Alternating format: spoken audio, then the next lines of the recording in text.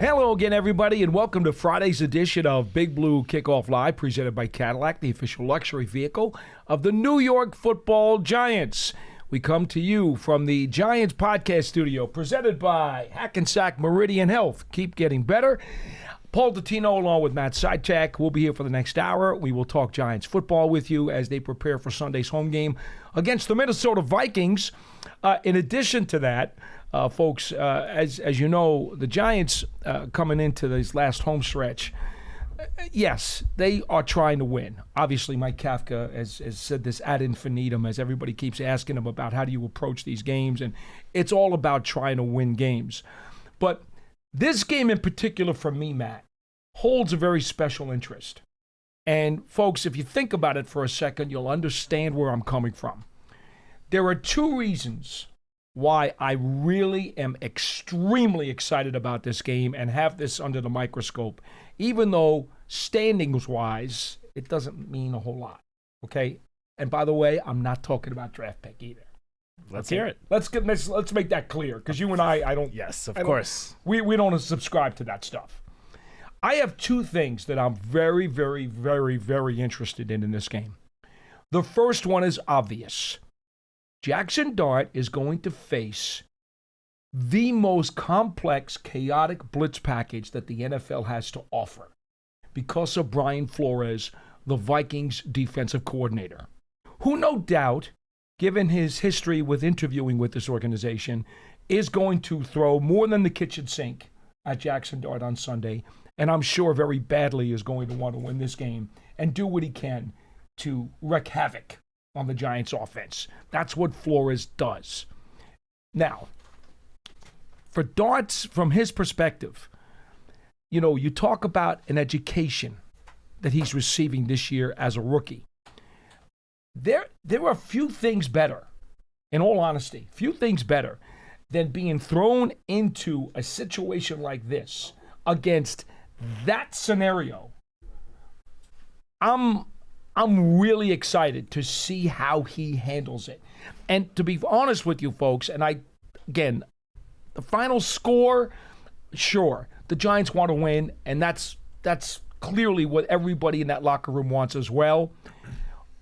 But I'm more focused on how does Jackson Dart do against a very uniquely challenging defense, of which he has not seen anything like what the Vikings will throw at him on Sunday and will not in the next 2 weeks as the season closes down.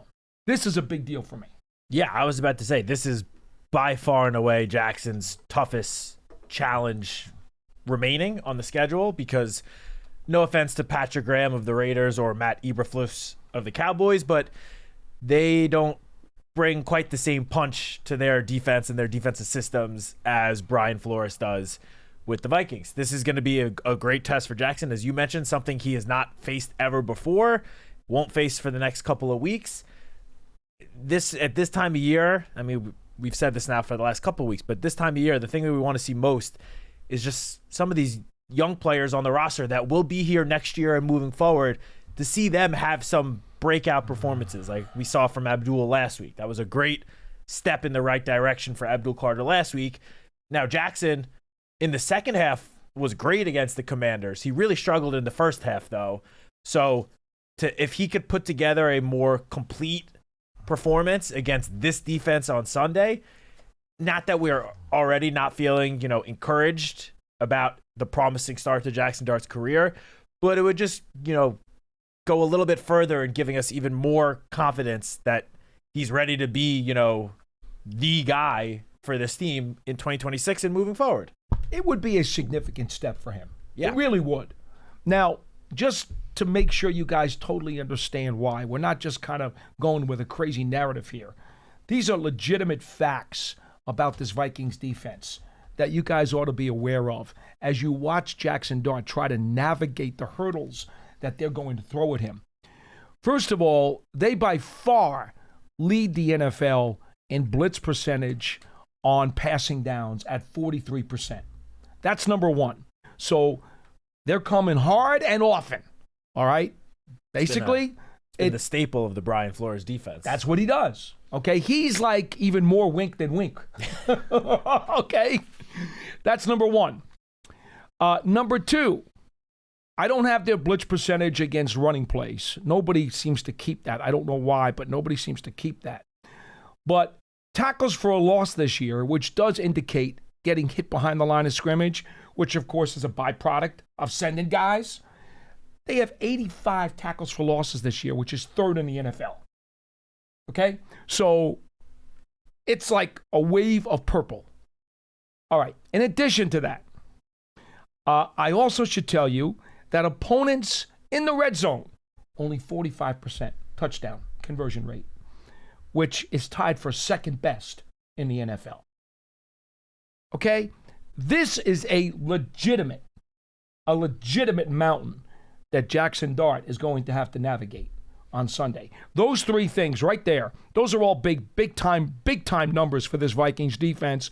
They are overall ninth in yardage allowed, so ninth best in terms of fewest yards allowed by the opponent.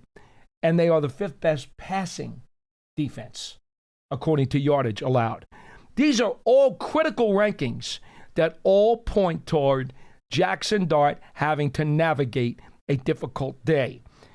Now, I had someone say to me last night, well, how many sacks do they have? Why don't they have more sacks than the Broncos if they send all these guys? Well, because Flores, much like Wink Martindale, believes that pressure breaks pipes. It's not just about the sacks. It's about the pressure and the chaos you cause that forces your opponent into making mistakes. And sometimes pressure is better than a sack because a pressure may force a turnover or a significant loss, which is just as good as a sack if it turns out to be a run and it's a 7-yard loss. It could, so that's why, despite the fact that they only have 35 sacks on the season, which is tied for 11th in the league, they don't have huge sack numbers. The other item that's important to note, and I don't know if you did any of this in your preview that you did for Giants.com, they've got 13 different players who have at least a sack this year. 13, which shows you the variety of guys and the variety of packages. It's not just the frequency of his blitzes, it's the variety of what he's sending. That's why people call this defense chaos. Yeah, I mean, he is probably the best defensive play caller in terms of disguising his looks. I mean, disguising where the blitz is coming from. He blitzes a lot, but it is very tough for opposing offenses of offensive lines to figure out where exactly the blitz is coming from, because, they'll have 6 guys up on the front, and then all of a sudden 2 of them drop back at the snap, and someone else that wasn't even on the front, he's the one that gets sent in as the blitzer. So Tim Kelly was talking about this yesterday, how, like, as we've said, this is going to be a tough test for Jackson. He hasn't seen a defensive system quite like this, and Mike Kafka also mentioned today, Jackson has done a great job of being able to recognize defenses from the looks that he gets pre-snap, and very quickly post-snap being able to sort of interpret the defensive look that he's getting. So this is certainly going to be the toughest challenge for him in that regard, because, again, Flores does a tremendous job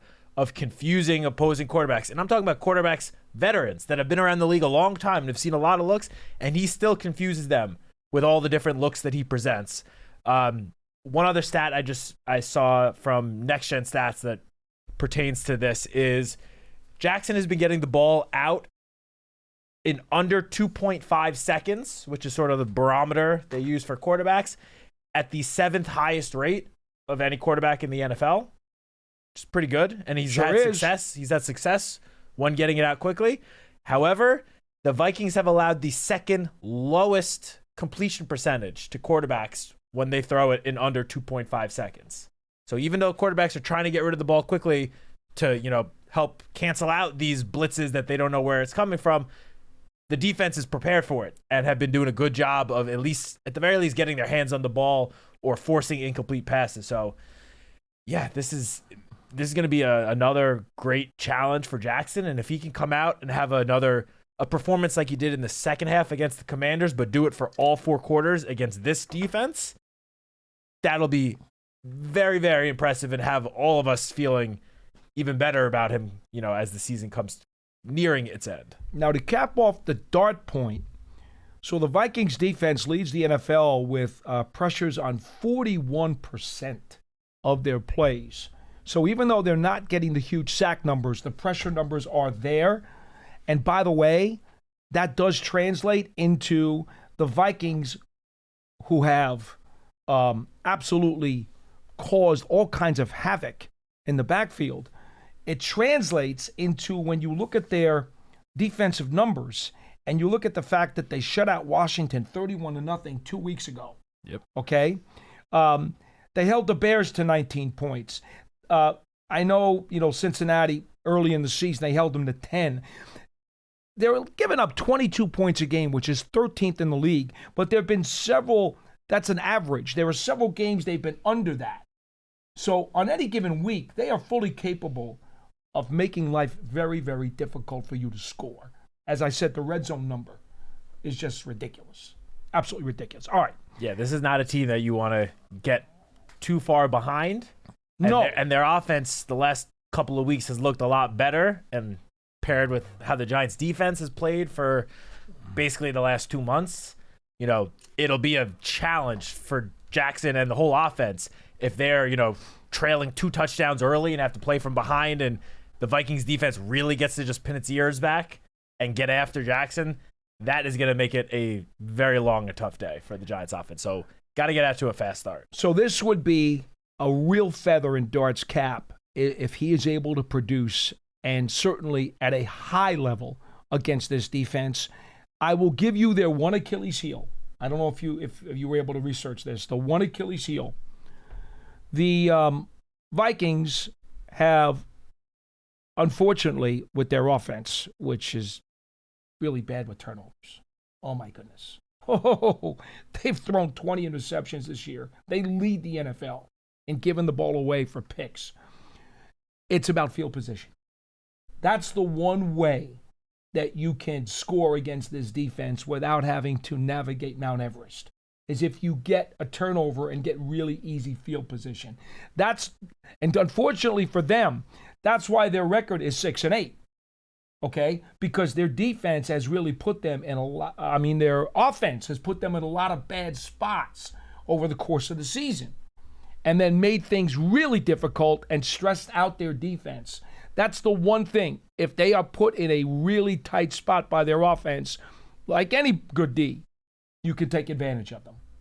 All right? It's that simple. But don't expect to necessarily move the ball downfield effectively against them, and don't expect to hit big plays. By the way, opponents only have 29 pass plays of 20 yards or more against the Vikings this year, fewest in the NFL. So you're not going to hit any bombs, or probably not too many. They don't give up too many of those big explosive plays. All right, enough about Dart, but that's why this is a huge game for me watching him. I, in the worst way, want to see Jackson Dart have a really good game Sunday. Even if the Giants lose, for goodness sakes, I want him to play really well. Yeah. That would be great. I'm with you. Number 2, Abdul Carter. Folks, Christian Darrisaw is supposed to be the starting left tackle for the Vikes, but he hasn't practiced all week. Correct. He's hurt. Yep. We don't know for sure, but we don't think he's going to play. I mean, it depends. If he sits out practice again today, that would certainly put him on the wrong side of questionable. Right. We don't have the injury report yet for today. If he gets out there in any sort of capacity, I would say that would make him trending the other way towards suiting up. So we'll find out soon enough. Here's why it's a huge game for Abdul Carter. Since his second disciplinary situation that forced him to miss the first quarter against the Patriots, he has played 7 really good, sound quarters of football. Quarters 2 through 4 against New England, in which he also had a sack, and then 4 terrific quarters last weekend against Washington. Yep. Which he, again, back-to-back games with sacks, Career high 7 tackles last week. Career high 3 tackles for a loss last week. Career high 2 forced fumbles in a game. Also recovered his second fumble in the season. He was impactful. By many organizations, he was NFC Rookie of the Week, was he not? He was Pro Football Focus's Rookie of the Week. He made the Pro Football Focus overall Team of the Week. He was their highest ranked edge defender across the NFL in Week 15. He was nominated for the Pepsi Rookie of the Week award, but and we could have a whole episode on this, but he did not win. Ja'Cory Krosky Merritt of the Commanders won, and that's because we can go into this later, but there's a guy on Reddit who basically has rigged the system for this Pepsi Rookie of the Week award. Every single week, he at the beginning of the week will say who he wants to win, and then that guy has literally won every single time. Anytime a commander is nominated, the commander player has won. Anytime no commander has been nominated and a different player in the NFC East was nominated. Are you serious? Despite having the best stats of that week, no one else in the NFC East has won. For example, just real quick, the week that Scat had the 3 touchdowns against the Eagles. Yes. And he clearly should have won, 100 yards, 3 touchdowns. Yes. Tet McMillan from the Panthers won, having caught 3 passes for 25 yards and 2 touchdowns. And it's because there's this one guy who at the beginning of the season said, I found a way to rig the system. Oh, he told people. He wrote on Reddit. There's a post on Reddit saying, I found a way to rig the system. And every week that he has wanted someone to win, that person has won. Sorry to go off on a little tangent there. It's just ridiculous that's how the Rookie of the Week award gets decided. And I know it's great that it's a fan vote, but... Do you think that's actually how it gets decided? Or he's actually found a way? I think so, because he's literally at the beginning of each week has said player X is going to win, and player X has won every single time. It's crazy. I don't think that's after the games. Yeah, once they announce who the finalists are for the award each week, he says, I trust you. You've been keeping track. Yeah, anytime a commander's been nominated, even if he's by far and away the worst finalist, the commander player has won. Wow.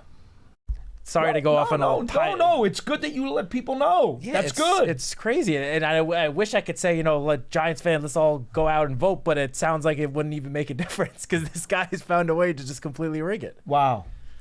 All right, I guess good for the Commanders. But. Here is the point, though, about Carter. So not only do you want him to continue stacking and have a 3rd consecutive good game, which I would be really happy to see because I want him to finish out this season by kicking people's butt every week. Yes. All right, because that does mean something. For sure. It means that he's figured it out. It means that he has matured into the spot. He understands what it is to be a pro, and now you know what you're going to get out of him moving forward. You won't be sitting there in the offseason saying, I wonder if he's mentally focused the way he needs to be. Right? So you're on board with me on this. 100%. All right. Now, if Darisaw plays, we know he's a quality left tackle. Okay?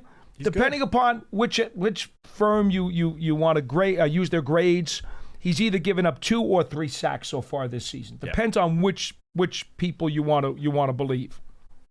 But here's what I want to tell you.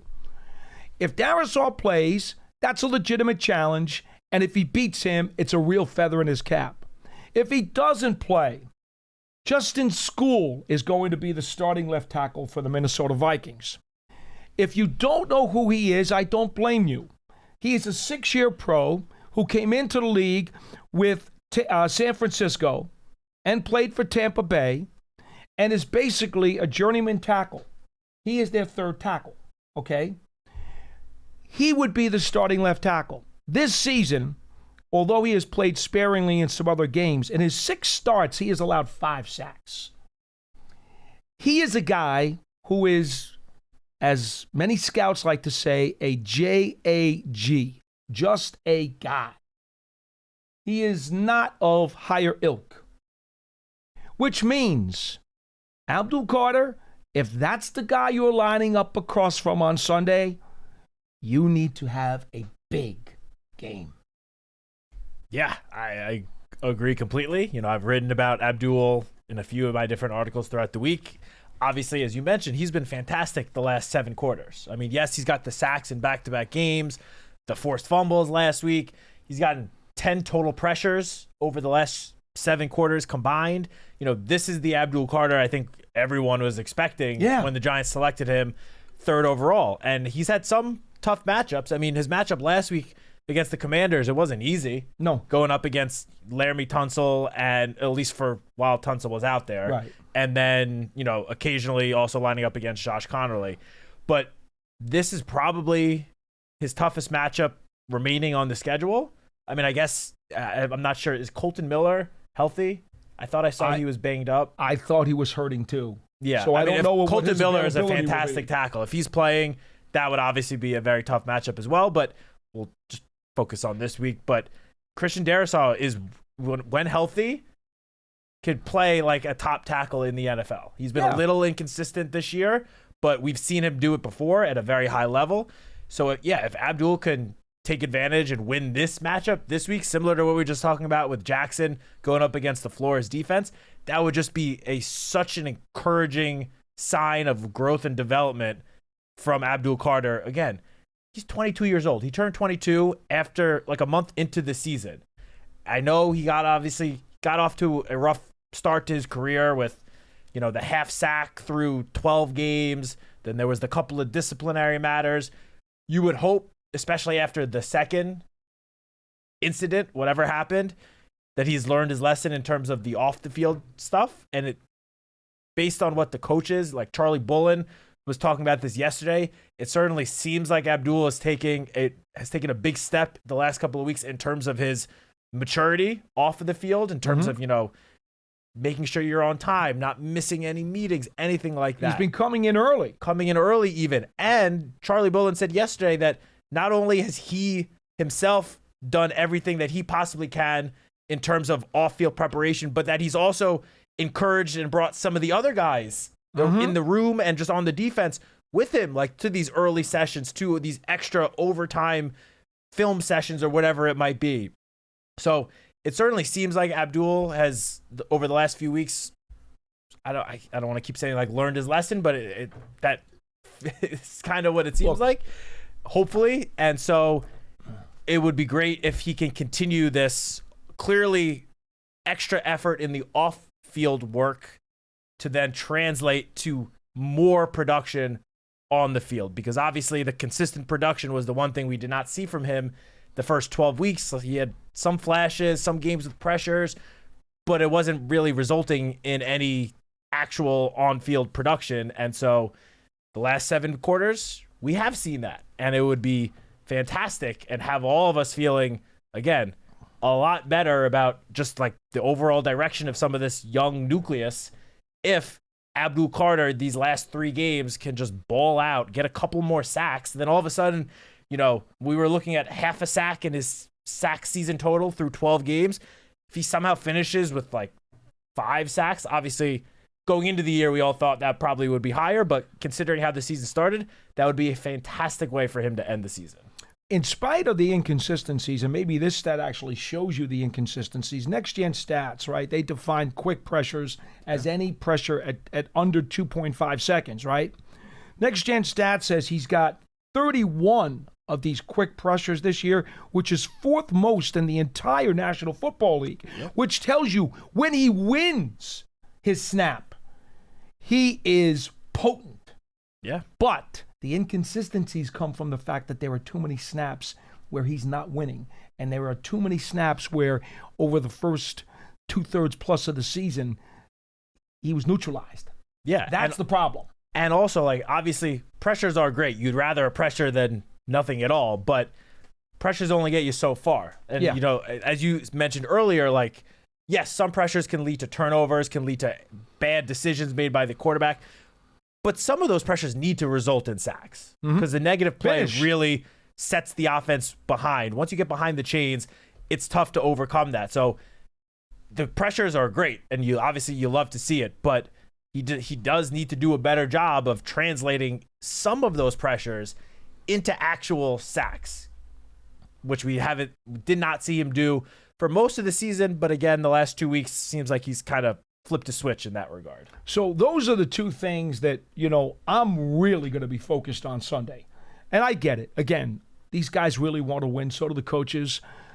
I just would love to see those two guys have terrific games.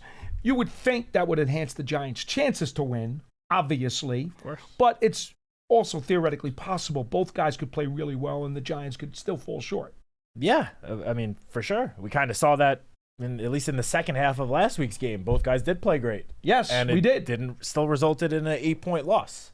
The evidence is there. Yeah. So in addition to those two guys, and this is kind of connected to at least the Jackson part, but I am also very interested to see just how the offensive line as a unit performs against this defense and the blitz package from Brian Flores, because I know we've spoken about it at times, especially the last month or two.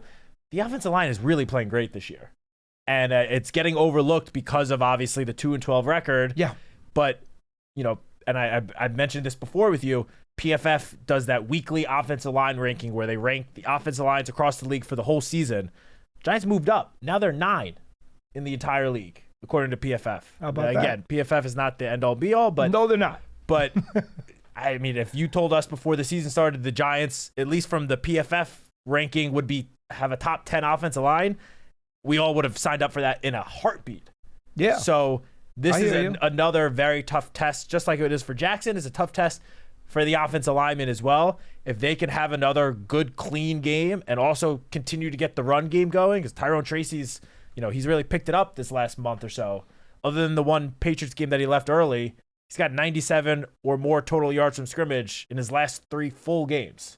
He's averaging 16 touches for 100 yards a game. Yeah, he's looked great. So this will be a very good test for basically the whole offense, starting with the offensive line, Jackson, Tyrone, JMS, the center. JMS, yeah. Big responsibility for the center to deal with this Vikings blitz package. And I was talking to Tyrone Tracy the other day, and he said he is really looking forward to this because he wants to know how far he's come in terms of being able to help keep his quarterback standing up. Yeah, this is just a good barometer for everyone on the offense going up against this defense. The wide receivers, too. The Vikings have been phenomenal at limiting opposing wide receivers this season. So it might be tough sledding for Wan'Dale Robinson, Darius Slade, and the whole wide receiver core.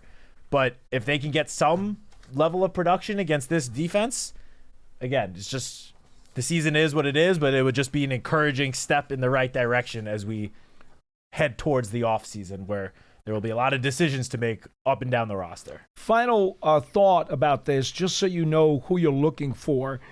Again, it's a variety of guys that are going to be coming on the blitz.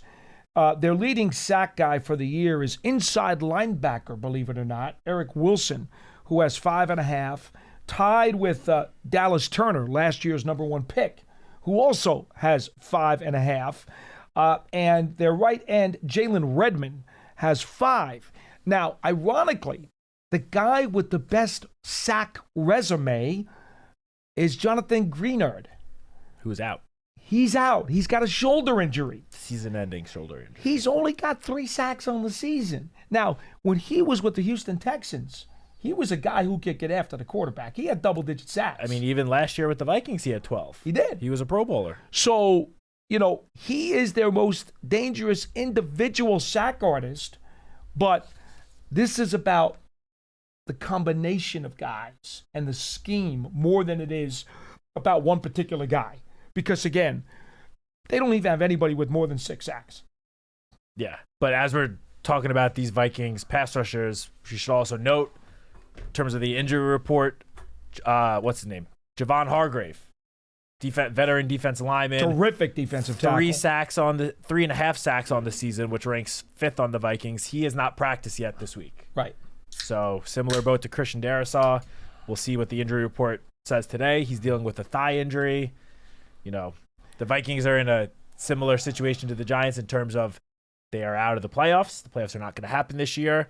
So at this point of the year, when you have guys banged up, coaches need to make the decision. Is it worth, trying to have a guy fight through an injury for a game? I don't want to say that's meaningless, but it doesn't have playoff implications at least. So we'll have to keep an eye out on the injury report, which we should get in the next hour or two. Another good battle to watch, and I'm just trying to make this game interesting for you folks because I know a lot of people probably don't have a lot of interest in this game, but if you want to get your eyes on the microscope here, there are some really, really good football battles to watch. Cordell Flott against Justin Jefferson. I mean, Flott's given up one touchdown pass all season. He has been dynamite. That one scares me a little. And it's nothing to do with Flott. It's just the fact of Jefferson's been very quiet. We all know how good Justin Jefferson is. The fact that his numbers on the season look like they do, and especially his numbers the last couple of weeks. We talked about how the Vikings have 65 points over the last 2 games. That's with Jefferson doing basically nothing. He's been really down. That scares me. Really down. It seems like he's kind of due for one of those Justin Jefferson explosion games, and I certainly hope it's not going to come this week. In the last 3 games, he's combined for 6 catches and 37 yards. That's insane. Now, apparently, he and J.J. McCarthy are not very much on the same page. McCarthy wants to dump off a lot more short and medium-range passes. Jefferson is used to going longer. Their timing has not been very good. And consequently, all of a sudden, Justin Jefferson has been somewhat of a pedestrian receiver. In fact, his numbers for the season, he's got one 100-yard game.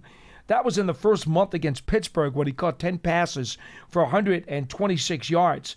For the year, 66 catches for over 630 yards at only 12.5 yards a catch and only 2 touchdowns.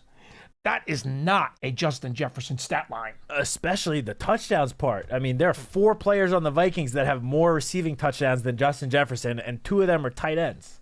All right, so that's insane. What I will say to you is Jefferson's on the down. He's got 3 weeks to try to resuscitate his electricity going into the offseason. I do think it would be a feather in Cordell Flott's cap if he can keep him down. Oh, yeah. And 2 LSU guys, so they're both going to be extra interested in taking advantage of the matchup and beating the other guy. All right, so folks, that sets the table for Sunday's game at home against the Minnesota Vikings. I just think there are some very fascinating football stories to be looking for. Matchups that really got my blood pumping, even though we're talking about 2 also-ran teams trying to finish up the end of the regular season. All right, let's go to the phones at 201-939-4513. Coach Marvin is first on the show today. Hello, Coach. How you doing, Paul and Matt? All right, how are you? Coach, how are you?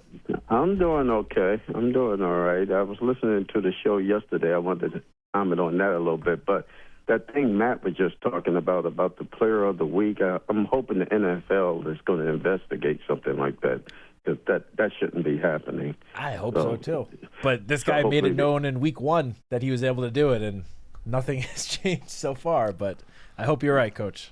Yeah, hopefully. This week, it's a tough defense they planned, but the one thing I like about Dart is that he has very good pocket awareness. Mm-hmm. And I think if they do send those guys, they got to be careful of him, because he also have that escape ability to get outside. So hopefully that will be an advantage for Dart. But it's a difficult defense to figure out, because they got so many moving parts to their defense. Correct. You don't know who's who. And but I'm hoping and thinking that his pocket awareness, which he's excellent at, will help him out. Because the reason I brought that up also is because Charlie from Maine was talking, and Charlie Wilson, those guys, I never try to put down what they say. I kind of like listen to what they're saying, and they have some really concerns that I can agree with. I think they kind of like jump over the cliff a little bit, because he was talking about Dart yesterday, that Dart, he don't like Dart, and that surprised me that he said that. And because, he said that Dart may not make it through his career, which if he keeps playing, I feel is reckless. He may be correct in that manner. Coach, if I can ask you to pause for half a second, I think you would probably agree with me. Maybe you won't, but I thought last week against Washington, Dart took a big step forward. I don't think he did anything reckless against the Commanders last week, and it was the first game that I thought of his 9 NFL starts this season where I could honestly tell you there was not one play that made me wince. I agree with you, Paul. I wasn't concerned in the Washington game at all, and that's a good sign. Yeah, and that's the learning curve he has to get. I remember in August, people was concerned about him diving head first for touchdowns. I remember they talking about that. He was doing it again, and Dable was telling him to calm down a little bit. But, I'm just concerned that me and Lance got into it a little bit. I'm sorry for the listeners that heard that. But I believe those guys, once a quarterback runs out there, they coming after him. And if you're not going to slide, they're going to make you pay for it. They will. And I just think he's a very I loved how elusive he is, but I think he got to take a page out of some of these guys' books and know when to make those runs. The first series of the game, you don't want to take on linebackers trying to get a first down. You know what I mean? No. You got to pick your spots on that. But Wilson was not Wilson, but Charlie was saying he didn't like him, and I was wondering what Charlie thinks about how accurate he can be downfield. A lot of times our guys are dropping passes that he's putting right on the money with the defensive back right on them. So he's shown that he can anticipate. He has accuracy, and I love those things in a quarterback, and he's elusive. I just like him to protect himself, and that's all I hear if anybody that watches the game talk about is that, they don't want him to take as many hits that he's taken, and that's just a small concern. And my last part, Jonathan was on also. I wanted to talk to him yesterday, but he was talking about we always talking about the Giants culture. And the culture is from the Lawrence Taylor days, from the Strahan days, Justin Tuck, and all of that. And those guys were like leaders, and we don't really have one of those vocal leaders. I'm not saying we don't have leaders, but we don't have a leader among leaders.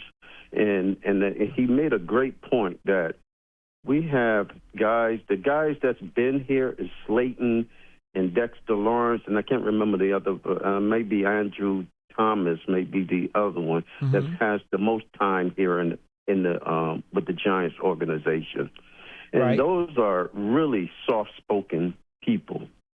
I'm not going to say they can't get into somebody, but they're really, to me, they're soft-spoken. Well, there's no Antrell Roll kind of guy, Coach. Right? Antrell Roll was like a rabid dog, and he would let you know about it in a heartbeat. Right. And that's what you need, Paul. You need those guys on the team. But I agree. Think we do have them, and they are in the young guys that are coming. Neighbors is one of those guys. Dart is one of those guys. And Scatterboo. Because if you notice, a lot of people kind of gravitate to these guys. And I think that's what Scatterboo brings. Because I have people here from Philadelphia stopping me in the parking lot because they see I got Giant stuff on, and they were talking about that Eagles game, but mainly they were talking about Scatterboo and how much they respect him. And he played about a one half or a quarter in that game, and those people gravitated. Well, the game in him. Philly, the game in Philly when he got hurt, right? The one in Philly. And those people in that stadium gravitated to him. And the people on that team gravitate to him. If you notice when he was hurt and they were talking about that thing where he was at the WWE, he had his players with him. But who was the one in the middle, in the front of those players? Abdul Carter was there, but it was Scatterboo. They went with Scatterboo. Scatterboo didn't go with them. They went to that event with Scatterboo. And that's the leadership you need, and that's what we need them to have. And I think a lot of that comes from when we get our next coach. What kind of discipline he brings in? And people don't believe in culture, but culture is real. And I believed in that. I've coached a team that didn't do well in my first year. That's what I put that discipline in them. And the thing we live by, this is my last part of the day, is I always say to this team, and I can text them right now, any of those players that played for me, and I would say, we're going to start together, and we're going to, and they all, and I say they don't say it unless you believe it, we're going to finish together. And we still live that today. And that's the culture you have to bring to this team. So, thank you, Coach. You guys have a Merry Christmas. You if too. I don't talk to you next week. I hope we do get to talk to you again, but if we don't, happy holiday. Thank you, Coach. Thoughts about what we have seen from practice and from Dart and from talking to the coordinators and Kafka this week in terms of the mentality of this team and how together they continue to be. You've been in that locker room as I have. This locker room is very upbeat. I know it's a terrible record that they have, but if you go in that locker room, you would not know what the record is. Yeah, I mean, there's no doubt whatsoever. This team is still fighting and trying to win football games. And I know some fans might not want to hear that because of the conversation, unfortunately, we've had all too often this time of year, the last couple of seasons. But this team is still going out and trying to win.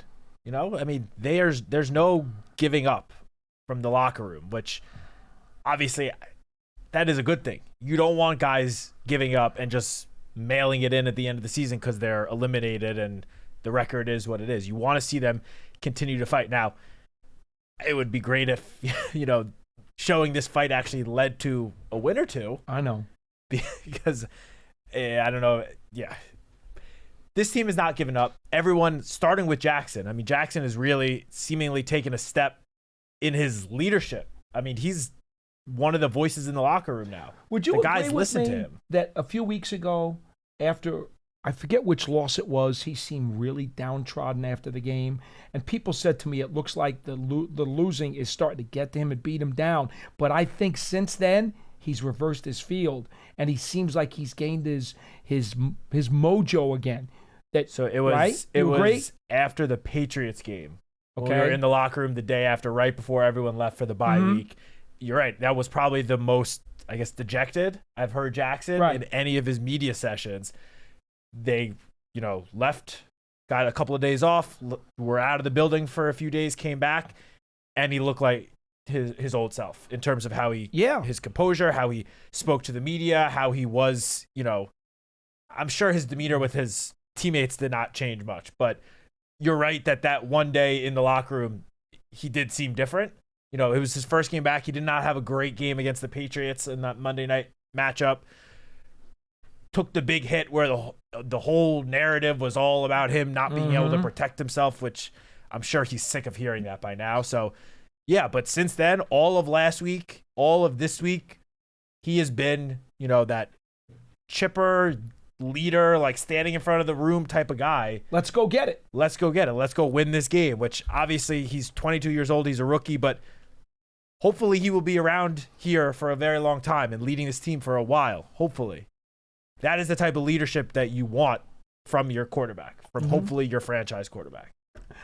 Special Olympics, New Jersey's annual Snowball is heading to Rutgers Football Stadium in 2026. This annual flag football tournament will be on the field from March 6th through the 8th next year. The 6-on-6 tournament will feature competitive, recreational, and co-ed divisions, and all proceeds benefit thousands of Special Olympics New Jersey athletes across the Garden State. Register your team today at NewJerseySnowball.org. That's NJSnowball.org. Pearson, anything coming up this week on a huddle that everybody needs to know about? Yes, we just posted the Tyrone Tracy interview. It's about a 20-minute interview. Talks about his 2-touchdown game last week. Talks about the Vikings defense coming up. And then on the audio version, we have a preview with Matthew Collar, who covers the Vikings. And then Mike Kafka and Bob Papa have their weekly interview as well. All right, good stuff as always. John's always filling up stuff in the huddle. Again, you can subscribe by going to your favorite podcast platform or go to giants.com/podcasts, Apple Podcasts, wherever it is that you go to get them. Every week, we always try to fill up a lot of stuff there to enhance your enjoyment of New York Giants football. All right, before we get to any more calls, and if you'd like to give us a dial, it's 201-939-4513. We've got, about 15 minutes or so left, maybe 10 minutes or so left in the program. The other item that I wanted to talk about, Matt, is that, and I kind of don't want to bring it up, but I have to, the Giants have another new kicker this week. Yes, they do.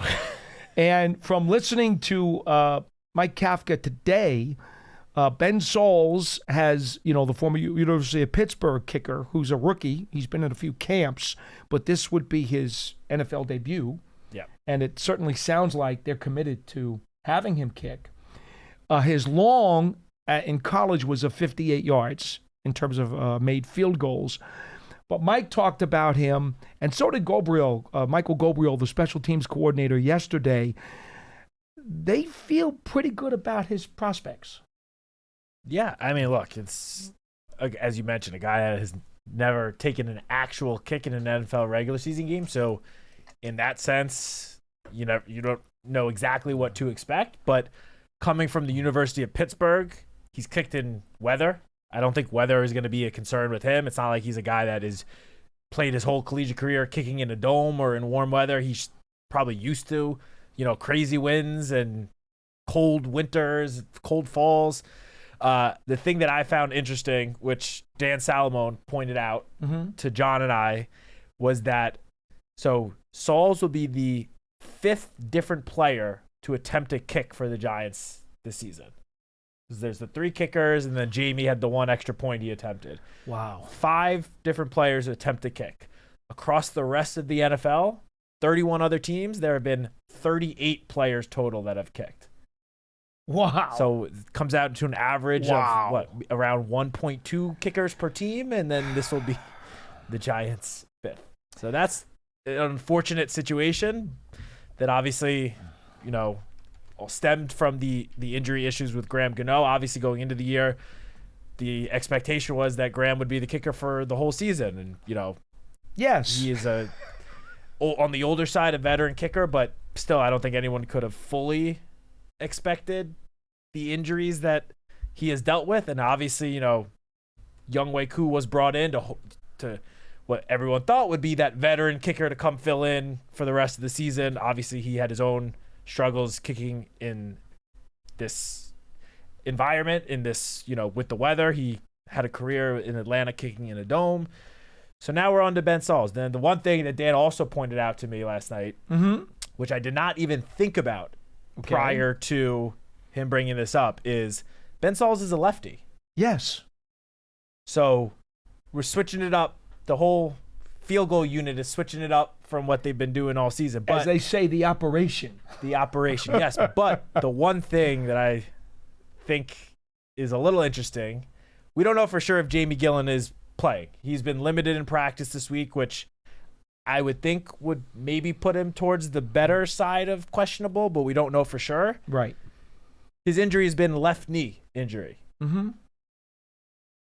If he is the punter on Sunday, presumably, I would think he would be the holder as well. I mean, that is a role that he's had since being here. That is his usual job. But with a lefty kicker, that means he'd be going down on his bad knee as the holder, which I don't know if you obviously, I would think you wouldn't want your somewhat banged up kicker having to put even more, weight and pressure on that bad knee. Olszewski's the backup holder. I was going to say he's active again. I was going to say maybe someone else serves as the holder this week until Jamie gets closer to full health. That is a possibility, but it just was something that we knew Ben Sauls is a lefty. I hadn't thought about the whole operation and then Jamie as the holder with his left knee injury, how that might play into the whole equation. I was a little surprised that no one on the beat decided to kind of ask about this, or maybe they didn't quite put it together. Because again, I didn't put it together until Dan brought it up. But I'm interested to see if there's any switches to the operation on Sunday, given everything I just said. Now, interestingly enough, Sauls, when we got a chance to talk to him a couple of days ago, he talked about how when he was at Pittsburgh, remember the Pitt Panthers play in the same stadium as the Steelers do, the old Heinz Field, and they train like in the same spot, okay? Their training complexes right next to each other.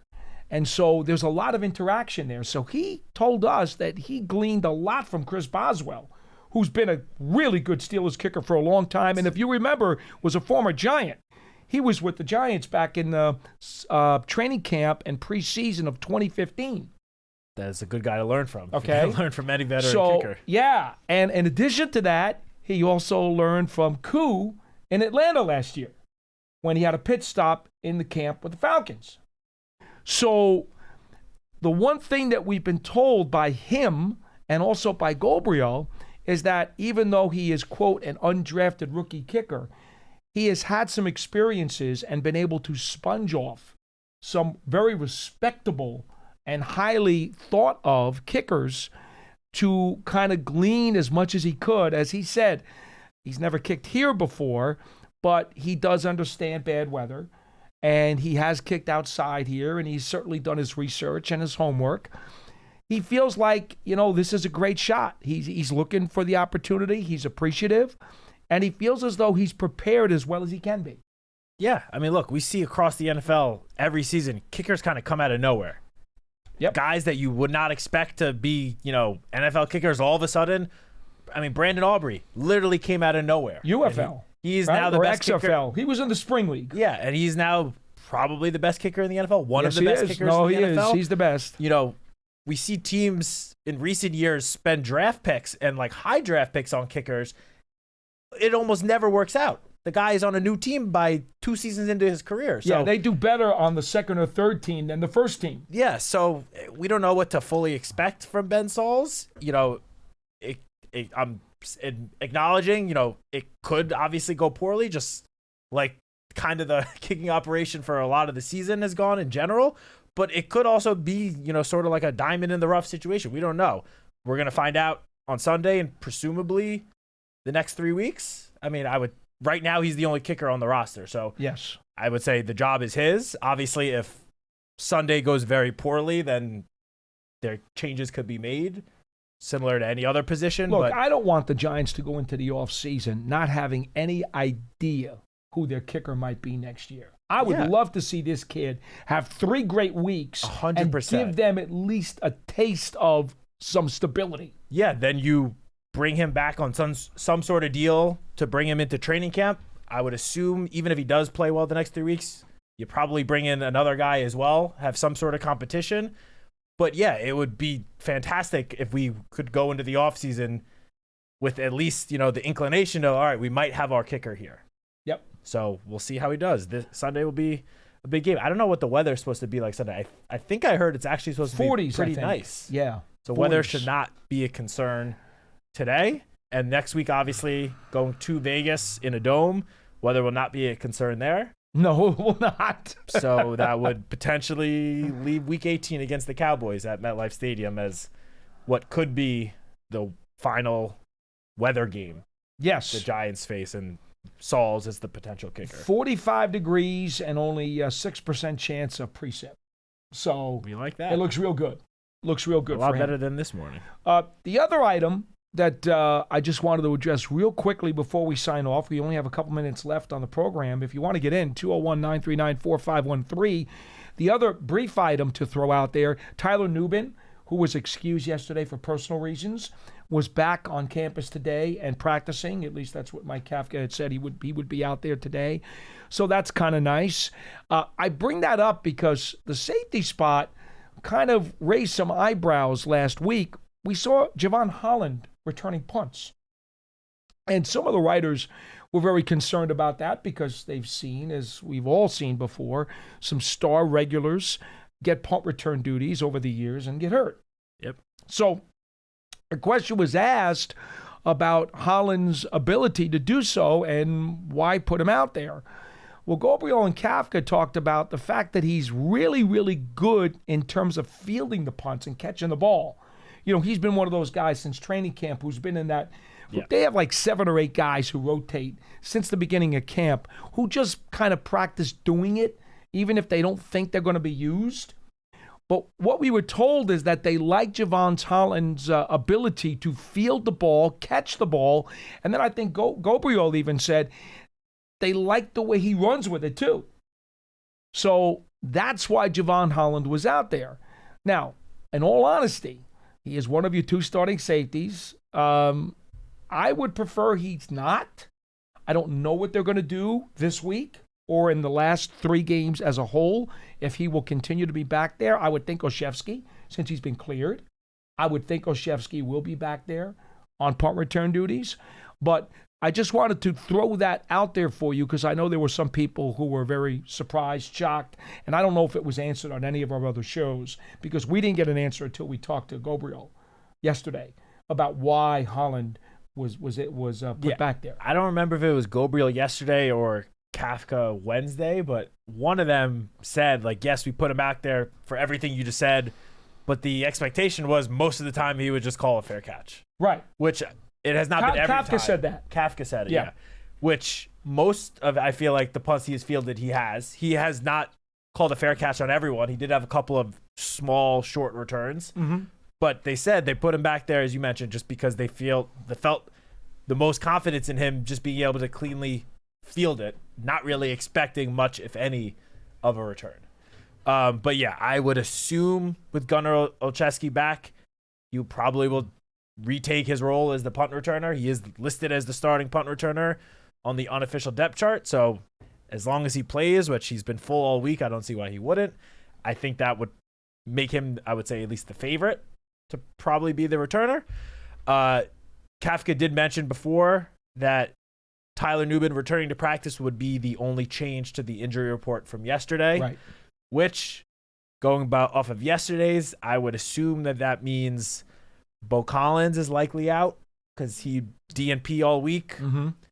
Kayvon Thibodeau probably out Mm-hmm. with DNPs all week. Nacho, same thing. Mm-hmm. Demetrius Flanagan-Fowles, I'm not sure because he's had an illness. Right. And that, while players have missed, obviously, some practice days because of illness, typically is not something that the guy deals with for like an entire week that forces them to miss the game Sunday. And so, if he feels better tomorrow, he'll probably go. so I would think, unless it's some very, very bad illness, but I mean, if it's what's been going around to everyone in the locker room and across the league, I would assume that would put him on the right side of questionable for Sunday. Mm-hmm. And then Evan Neal will not be activated, it sounds like, if he's not practicing again today. Sure. Because of what did Kafka say, that he felt sore He had a coming after his first and- full practice? Yeah, I believe they listed neck and hamstring, the soreness, For right? Evan, no, I think just hamstring. Was it just hamstring? For him, Okay. yeah. So it sounds like he will not be activated I agree for, with that. for Sunday. Everyone else, I would think, puts them on the right side of questionable at the very least. Drew Phillips has been limited in practice this week, but 3 straight limited practices. I would think that he will play. Mm-hmm. The only one that I'm interested to see is Jamie Gillen, because as a punter, and it's your kicking leg with a knee injury, that one, maybe they want to see him get back to full before they bring it back. I don't know. We should get the final injury report in about an hour. And or remember, so. Johnston is still on the roster. Johnston is still on the practice squad, yes. Yeah, so he's they still could in the building. Elevate him He could again be elevated if as a need practice be, squad elevation. for sure. Exactly. All right, folks, that'll do it for this edition of Big Blue Kickoff Live, presented by Cadillac, the official luxury vehicle of the New York Football Giants. Remember, on Sunday, the Giants will host the Minnesota Vikings, a 1 o'clock kickoff. A pregame on WFAN radio here in New York starts at 11 a.m. John, Tiki Barber, and myself. Then after the game, you can check out the 2-hour Giants postgame show on WFAN, or as soon as the game's over, we have the 1-hour MSG Giants postgame live as well. So we'll be busy. We hope you guys take the time to check us out and enjoy some New York Giants football. Until then, we are coming to you from the Hackensack Meridian Health Podcast Studio. Keep getting better. I'm Paul Dottino. He's Matt Sitek, and we will see you next time.